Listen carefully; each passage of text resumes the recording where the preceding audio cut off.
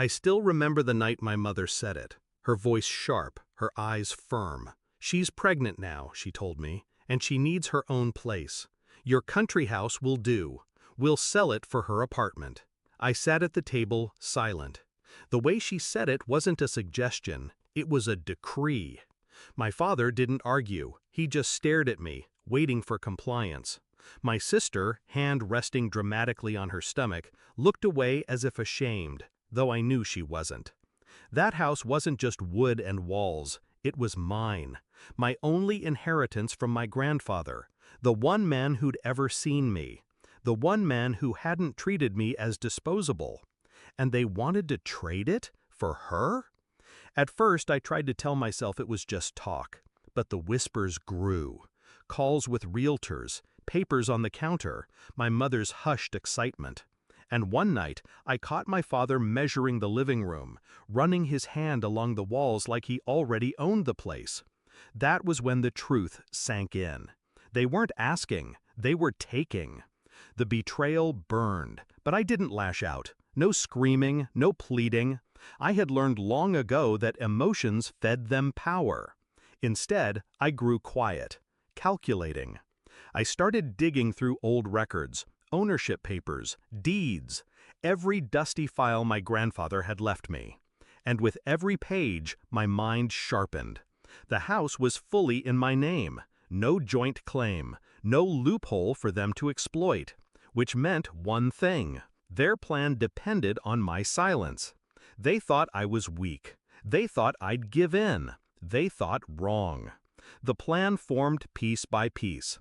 First, I called a buyer, a man my parents feared, though they never said his name out loud. A retired colonel turned developer, sharp, ruthless, and very protective of what was his. He had been circling the property for years, waiting for me to sell. So when I called, he didn't hesitate. Cash, immediate transfer, ironclad contract. By the end of the week, the deed was gone from my hands, tucked safely into his vault of assets. I signed without a word to my family, without a hint of hesitation. And then I waited. 2 weeks later, my father made his move. It was late evening when my phone rang, the caretaker of the country house. His voice was shaky. "Your father, he's here. He broke in." I didn't rush. I didn't even speak. I simply hung up and let the moment stretch. Minutes later, another call, this time from the colonel's man. Cold, calm. "We've got him."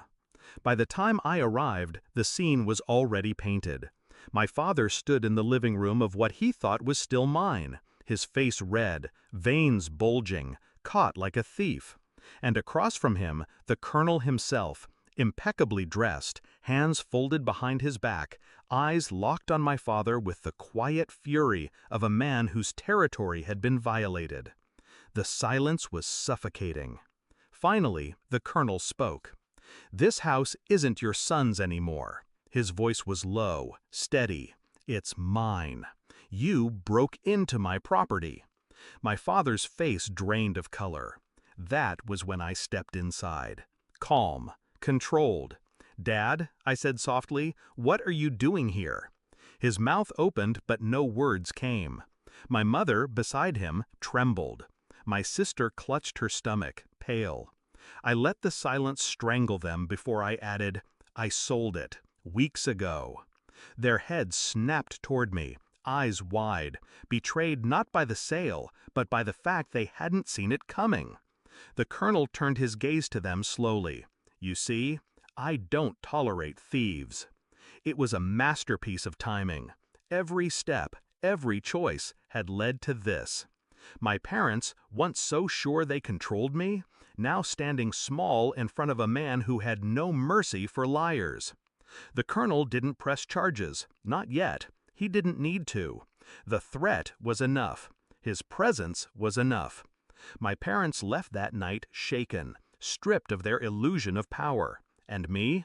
I stood in the shadows, watching the empire they tried to build on my inheritance crumble in their hands. Afterward, they avoided the subject of the house.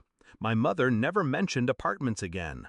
My father never dared raise his voice. My sister, for once, stopped looking at me as if I owed her the world.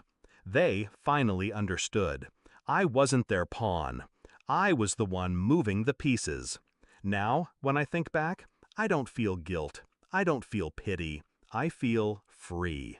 Because sometimes revenge isn't loud. It isn't violent. It's silent, calculated, precise. And the sweetest part isn't watching them fall. It's making sure they know I was the one who cut the ground from beneath them, while smiling as if it had been inevitable all along.